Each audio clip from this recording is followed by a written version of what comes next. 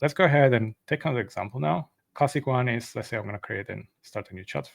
I go on prompt and I want to document and test my DBT model. So it's a pretty long prompt, but it's actually pretty powerful because it's defined a set of rules. Then we want to make sure that the agent is going to follow when generating the descriptions. Again, because this prompt uses the variable of current file path, which means that it's the file that is currently open in my editor, we automatically attach the context from that file itself. So if I go ahead and press send, now again, we are sending the context to the agent with our request, and it's going to go ahead and automatically understand to read our file and ultimately generate the YAML files that we want with the descriptions and the tests provided. We are seeing already with existing users how this speed up how people interact with our agent, but more importantly, how they can get a consistent and repeatable experience when generating YAML files, documentation, whether it's test or simply generating model and creating aliases and so on. That's something that, yeah, super excited about what's coming. I'm really looking forward also for